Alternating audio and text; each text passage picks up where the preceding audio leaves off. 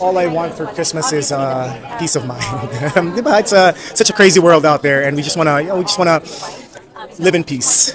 Kim C. No More, mga video sa YouTube ni Sian Lim na kasama si Kim Chu, burado na. Pasabog ang Facebook post ni ABS-CBN Showbiz News reporter MJ Felipe matapos niyang iulat na binura ni kapuso actor Sian Lim ang halos sa lahat ng vlogs at videos niya at ilan dito ay kasama ang girlfriend na si kapamilya actress TV host Kim Chu. 3 vlogs videos na lang daw ang makikita sa YouTube channel ng kapuso actor. Mababasa sa FB post ni MJ Felipe, "Look, Sian Lim has removed all his videos on his YouTube channel, including his vlogs with Kim Chu.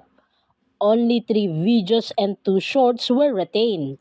None of these retained videos had Kim Chu in it," ani ni MJ. For the past months and weeks, Kim and Sian has been in the news rumored to have broken up. Kim has been evading these rumors and questions from the press.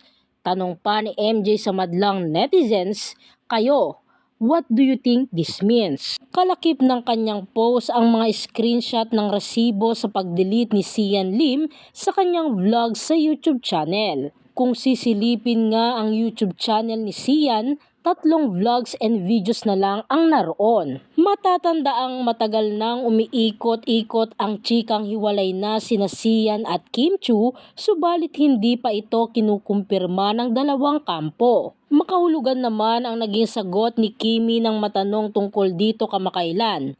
Anya sa kanila na lang daw muna kung ano man ang estado ng relasyon nila ngayon.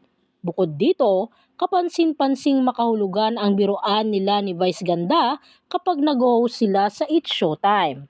Narito naman ang samut-saring komento mula sa mga netizens. "Just accept na nawala na talaga sila. Hindi nyo lang siguro napapansin pero matagal na silang nagkakalabuan. Siguro gaya ng Katniel, inaayos din nila kaso hindi na rin naibalik sa dati.